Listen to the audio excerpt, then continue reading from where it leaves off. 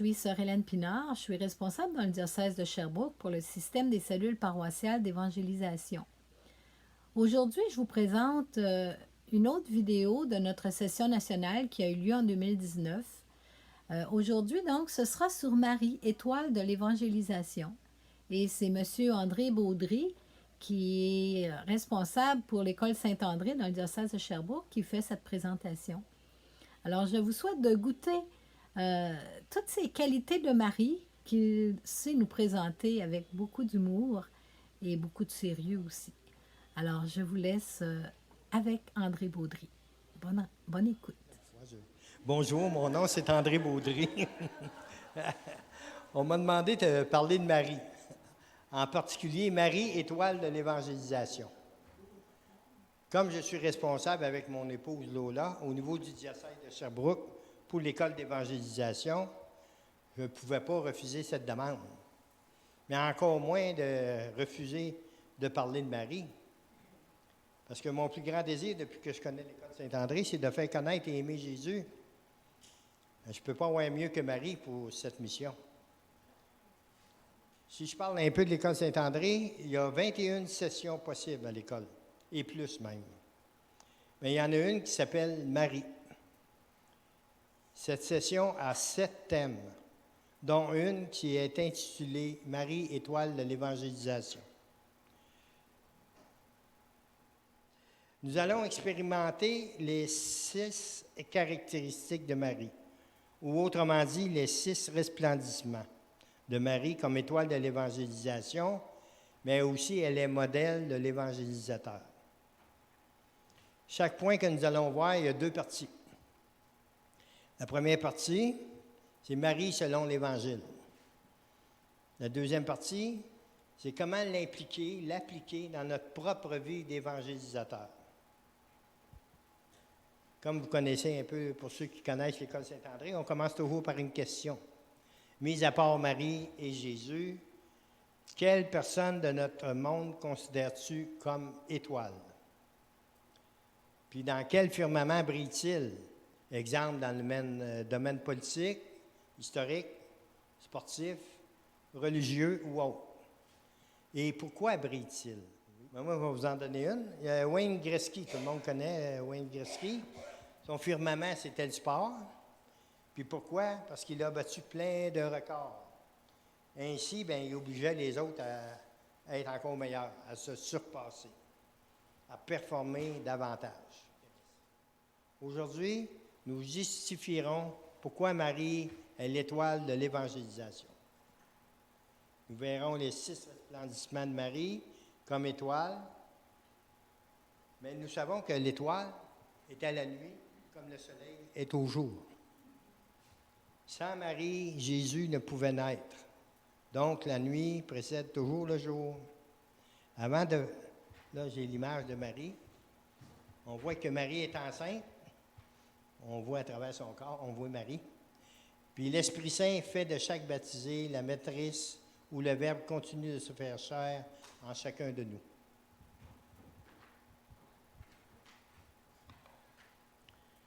Fait qu'avant de parler des resplendissements, on va regarder ce que sont les étoiles. On va regarder aussi Marie étoile. Exemple, on a les étoiles du cinéma.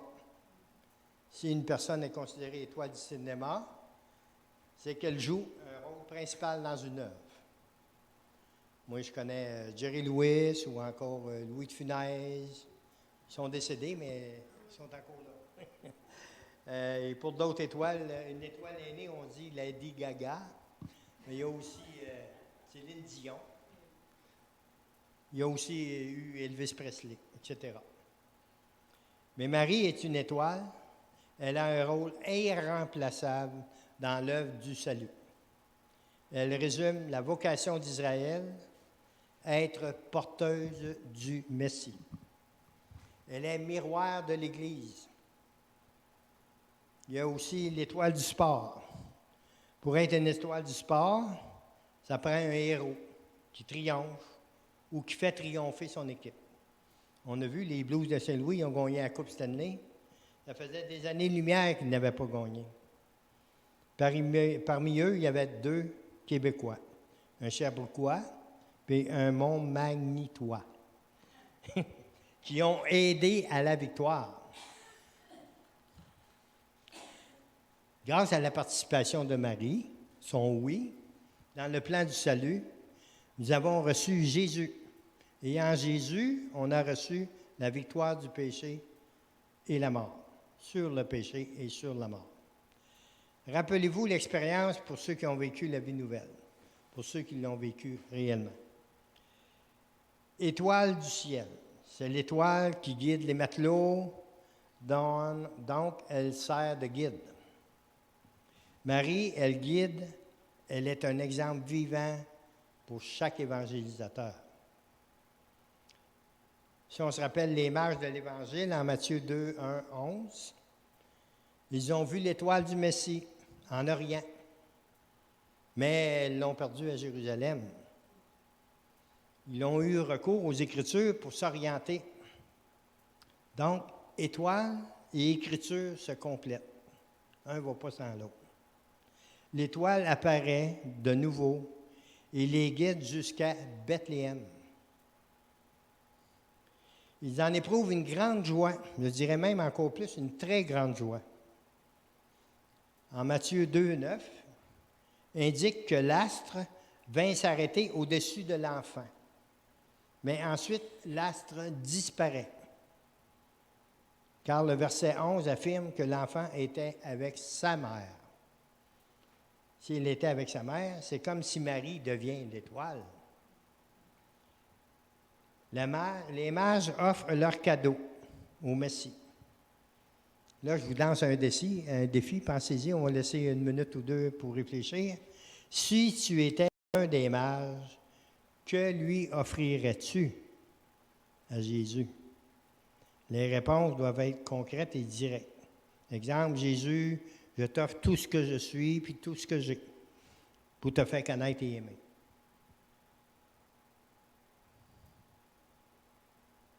Y a-tu qui n'a pas donné le temps d'y passer? Là?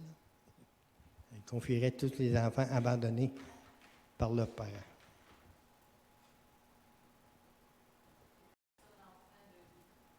Les personnes en fin de vie.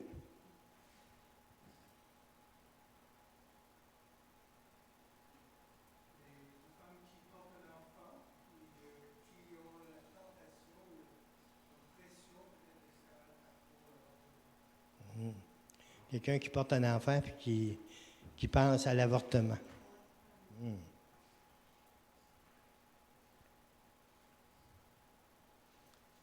Finalement, tous les dons reçus, c'est qui va s'en occuper réellement?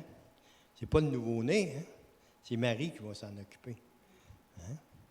Fait que tous nos dons qu'on vient de faire, on va les remettre à Marie, puis elle les redonne à Jésus, à Dieu.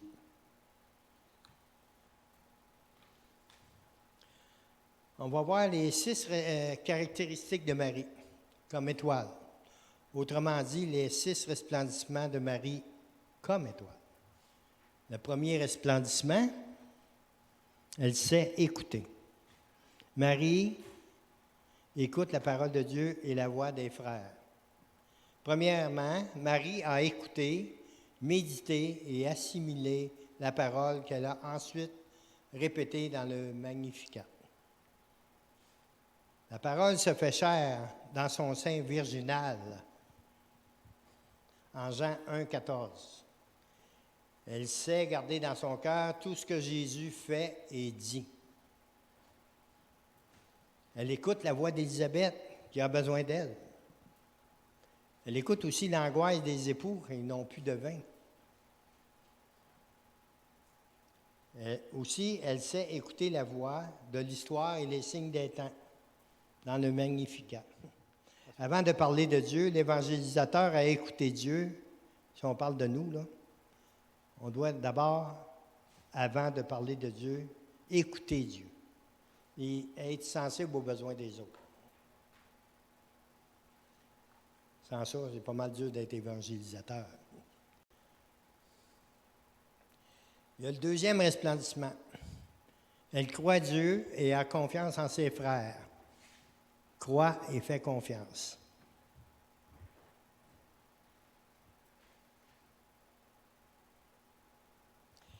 Élisabeth sente la grandeur de Marie. Elle dit en Luc 1, 45, « Bienheureuse celle qui a cru. » Marie, elle croit l'ange de Dieu, car elle sait que rien n'est impossible pour Dieu. Elle croit en l'impossible, que sans connaître d'homme, la puissance du Très-Haut peut engendrer le Fils de Dieu en son sein virginal. Et s'il peut faire cela, quelle chose est impossible pour Dieu? Elle croit Dieu inconditionnellement. Dans le magistère de l'Église, en Redemptoris Mater 13, ce Fils, elle l'a conçu en son esprit avant de le concevoir en son sein, précisément par la foi. Elle croit Jésus quand il affirme qu'il doit s'occuper des choses de son Père. Elle croit le sermon sur la montagne et rejette les critiques du monde pour être heureuse. Elle croit en l'Esprit Saint qui engendre en son sein le Fils de Dieu. Elle croit en la puissance d'en haut pour être témoin du Christ ressuscité en la Pentecôte. Elle a confiance en Joseph quand il l'a réveillé à minuit pour fuir en Égypte. Elle a aussi confiance en son époux quand un matin il lui dit que le danger d'Hérode s'est passé. L'évangélisateur que nous sommes croit la parole qu'il proclame. Sinon, ce ne serait que de la propagande. Le magistère de l'Église confirme en Evangelii Nuanti 76, « Croyez-vous vraiment ce que vous annoncez? Vivez-vous ce que vous croyez? » Donc, Marie, elle a confiance aux évangélisés que nous sommes. Troisième resplendissement. Elle porte Jésus en hâte aux autres. À peine le Fils de Dieu s'est incarné dans son sein, elle voyage 150 kilomètres vers les montagnes de Judée pour visiter sa cousine Élisabeth, portant Jésus. On regarde ça en Lévitique 1, 30, 40. Le meilleur cadeau de Marie à la vieille Élisabeth, c'est Jésus. Marie a apporté la bonne nouvelle de Jésus. Donc, c'est la première évangélisatrice. La plus grande joie n'est pas d'avoir Jésus, mais de le partager. Quand on a Jésus dans notre cœur, on ne peut pas le garder pour nous autres. Il faut le donner. Si on ne le donne pas, on s'étouffe avec, puis on sent la tête, etc. L'évangélisateur qui a Jésus dans son cœur le porte aux autres. Il annonce de bonnes nouvelles, mais non celles de la télévision puis les journaux. Il y a le quatrième resplendissement, porteuse de l'Esprit Saint. Donc ici, porteuse de l'Esprit Saint. Marie nous enseigne qu'évangéliser est remplir l'évangélisé de l'Esprit Saint et de ses fruits. Si l'enfant a été comblé de la joie de l'Esprit Saint, il est logique que Marie était elle-même remplie de la joie de l'Esprit. Car personne ne donne ce qu'il n'a pas. L'évangélisateur que nous sommes est le canal par lequel l'évangélisé reçoit la plénitude de l'Esprit Saint. On est juste le canal qui emmène l'Esprit Saint aux autres. Il ne suffit pas d'écouter la parole, ni juste d'accepter Jésus dans son cœur. Il est nécessaire que l'évangélisé soit rempli de l'Esprit Saint et de ses fruits. Sans l'Esprit Saint, il ne peut y avoir d'évangélisation. Evangelii Nuanti 75. Je vais vous conter une petite histoire, mais pas une histoire, c'est la vérité. Pourquoi j'ai pris la responsabilité de l'École Saint-André? Un moment donné, l'Esprit Saint est venu me toucher. Sans ça, je ne pourrais pas donner ce que je n'ai pas. Mais ce qui est beau de tout ça, c'est que je me demandais si je devais dire oui quand ils m'ont demandé de prendre la place, la responsabilité, c'est beaucoup. Là, je devrais-tu pas? Mais quand le Seigneur il veut quelque chose, il a le don de nous le faire sentir. Puis ma belle-sœur, elle avait un chalet. Un chalet, puis elle m'a demandé d'aller le fermer pour l'hiver. Fait que j'ai été le fermer. Fermer les lumières, puis enlever l'eau, puis tout. Puis là, quand je suis arrivé à la maison, j'étais couché comme tout le monde, à un moment donné. Mais là, à minuit, ça me réveille. Je dis, j'ai-tu fait ci, j'ai-tu fait ça? Puis là, je me posais toutes sortes de questions, mais j'ai dit, aussi bien d'aller voir. Hein? Fait que j'ai été voir au chalet, voir si tout était correct. Mais le Seigneur, il m'attendait là. Ouais.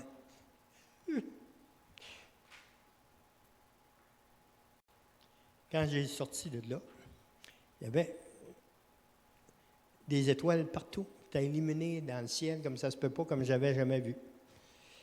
C'est comme si le Seigneur venait me chercher et qu'il me disait, tu vois-tu ça, toutes ces étoiles-là? Hein? C'est beau, hein? Là, je répondais dans mon cœur, oui. Mais là, dans mon cœur, ça me disait aussi, tu vois-tu, il y en a beaucoup. Il y a beaucoup de ces étoiles qui sont éteindues et ont besoin d'être réallumées. Fait que c'est ça. J'ai dit, ben là, il n'y a pas le choix. J'ai dit oui à la demande de l'École Saint-André. Depuis ce temps-là, ça fait mon 6e année. Là, mon terme fini. J'imagine qu'on va en avoir un autre. Sinon, ben c'est pas grave. On va continuer à m'impliquer pareil. Fait que le 4e resplendissement, porter l'Esprit Saint. Quand Marie a salué Élisabeth, cette dernière a été remplie de l'Esprit Saint. Marie nous enseigne qu'évangéliser est remplir l'évangélisé de l'Esprit Saint et de ses fruits. Ce que le Seigneur a fait avec moi, en tout cas, je pense. Si l'enfant a été comblé de la joie de l'Esprit Saint, il est logique que Marie était remplie de la joie de l'Esprit, car personne ne donne ce qu'il n'a pas. L'évangélisateur que nous sommes, on est le canal par lequel l'évangélisé reçoit la plénitude de l'Esprit Saint. Sans l'Esprit Saint, on ne peut pas rien faire. Le 5e resplendissement, elle vit en communauté. Marie n'est pas une étoile filante qui voyage à toute vitesse dans le firmament de l'histoire. Elle forme partie de toute la constellation. Elle est toujours en communauté. Communauté avec Joseph. Quand Dieu l'a appelée, elle était déjà la fiancée du charpentier de Nazareth, en Luc 1, 27. Avec lui, elle a vécu la vie familiale. On ne peut séparer ce que Dieu a uni. Communauté avec Jésus. Elle était membre éminente de cette communauté. Communauté avec les apôtres. Après l'ascension de son Fils, nous la retrouvons avec eux au Cénacle, en l'acte 1, 14. Quand Vatican II traite de Marie, du thème de Marie, il l'insère dans le document de l'Église. Marie est partie du corps du Christ. Si nous l'isolons, nous la dévaluons. Et même, nous déformons le corps du Christ. L'évangélisateur que nous sommes, on n'est pas des météorites ou une étoile filante. Le magistère de l'Église, dans l'Évangélie Nuanti 60, ils nous disent « Évangéliser est un acte profondément ecclésial ». Donc, sa vie familiale, elle est garantie qu'il vit ce qu'il prêche pour l'évangéliser. La famille est une Église domestique. Être uni à l'Église est partie de la communauté ecclésiale. Il vit en communion de foi et d'amour avec ses pasteurs. Tout ça pour dire que nous formons Église et communauté. Là, on est rendu au 6e resplendissement. Mais là, si vous voyez, on a un point d'interrogation. Fait qu'on va vous faire travailler un petit peu. On va essayer de trouver c'est quoi le 6e resplendissement. Bon, le jeu, c'est de trouver le 6e resplendissement de l'étoile de Marie. Avec le marqueur, vous avez droit à 3, jusqu'à 3, là, que vous pensez peut-être que c'est le resplendissement. Puis après, vous prêts? Oui. On va demander une personne à la fois par équipe. Venir vous présenter ce qu'ils ont trouvé.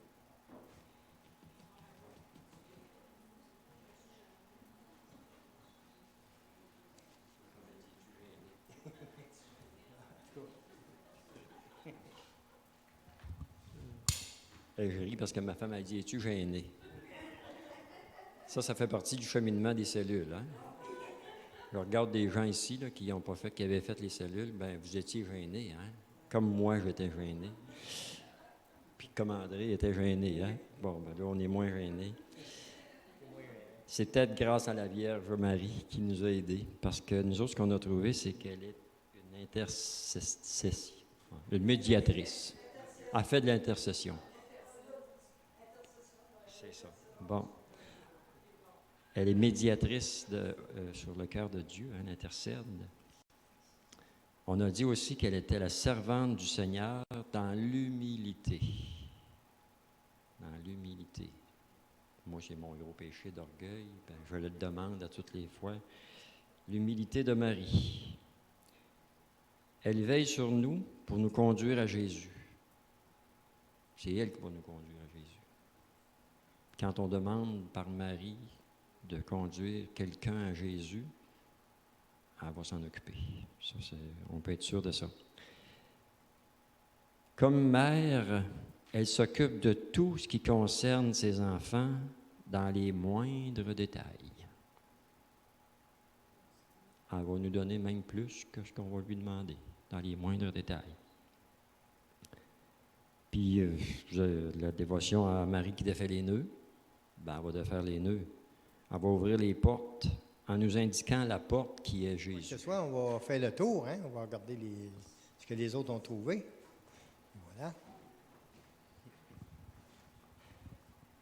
Alors nous, on a trouvé ces trois-là. Alors on a trouvé médiatrice, co-rédemptrice et immaculée.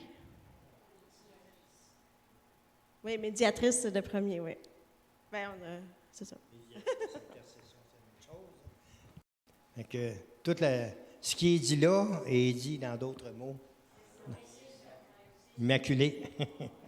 On sait que vous ne l'avez pas dit, mais on sait que vous le pensiez.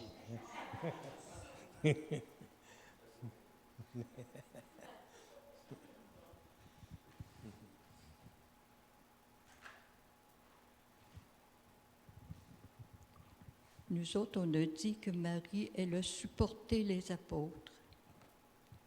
Puis, aux noces de Cana, elle a dit « Faites tout ce qu'il vous dira ». Aux organisateurs de la fête, elle a supporté tout le monde. Elle est le guide. Ça ressemble à l'intercession pas mal, ça, hein?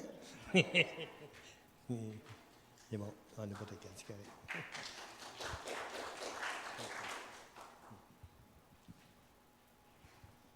Nous autres, on a dit que Marie était missionnaire. Elle a eu la mission de porter Jésus, mais elle a aussi la mission de nous aider à le donner Jésus aussi. Elle nous transmet cette mission-là de le donner à Jésus. Elle intercède pour nous auprès de Jésus. Elle est évangélisatrice. Elle nous aide à présenter Jésus aux autres. C'est elle qui nous aide à être évangélisateur. Elle est évangélisatrice. Elle est accompagnatrice. Ça va en tout cas. Puis elle soutient l'Église. C'est un soutien de l'Église, Marie. C'est merveilleux. Moi, j'en reviens pas toutes les fois qu'on fait l'exercice. Ça arrive toujours au mot intercession. Hein? Mais toutes les réponses sont bonnes, c'est ça que vous avez dit, là, mais ça revient tout à qu'elle intercède pour nous autres, elle prend soin de nous autres, puis elle nous guide, puis elle nous accompagne. C'est un peu tout ce que j'ai dit tout à l'heure, les étoiles, là. Ça revient tout, mais le mot clé, intercession. Elle intercède pour nous. En tout cas, moi, je la mettrais là, intercession. Hein?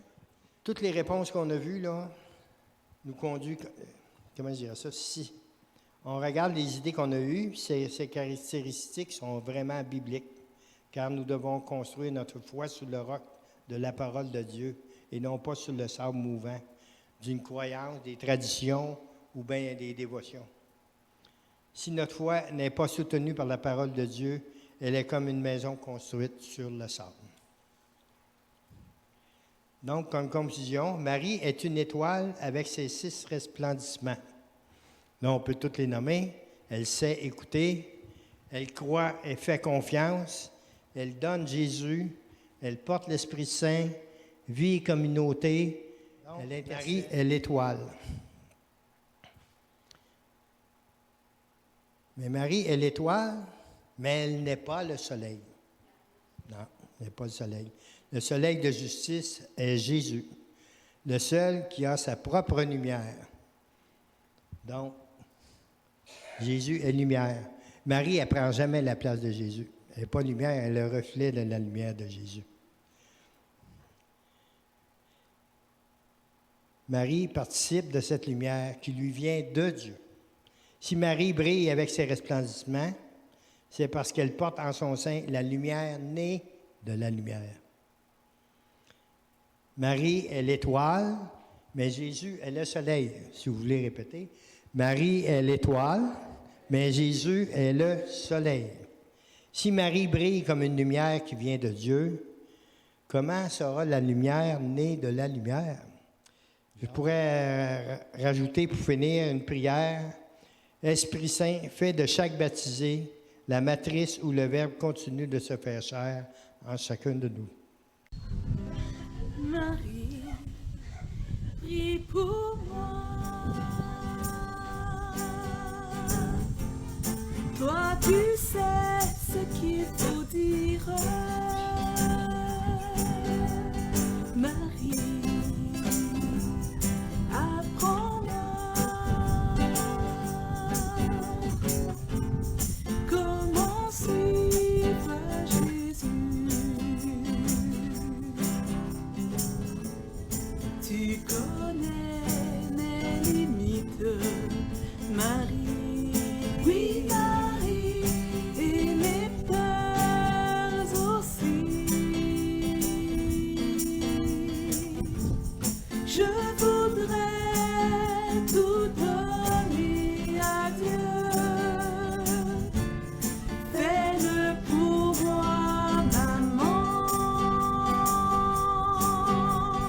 Marie, prie pour moi.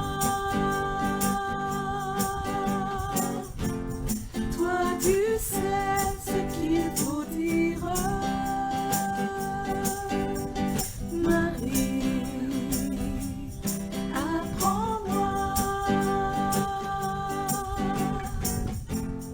comment suivre Jésus.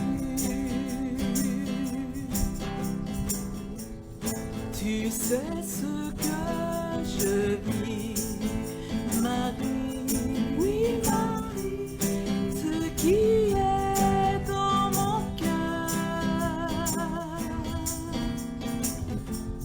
J'ai besoin de ton aide pour prier.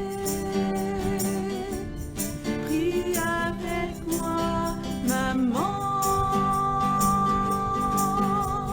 Marie, prie pour moi. Toi, tu sais ce qu'il faut dire. Marie, apprends-moi. Voilà, c'était André Baudry qui nous parlait de Marie à partir de la Bible, à partir du Nouveau Testament et à partir aussi du document Evangelii Nuntiandi, l'évangélisation dans le monde moderne de Paul VI. J'espère que vous avez retrouvé ou peut-être découvert des facettes de Marie et je souhaite qu'ensemble, cette semaine, nous confions à Marie notre mission comme disciples missionnaires au service des personnes qui nous entourent de notre oikos. Alors, bonne semaine.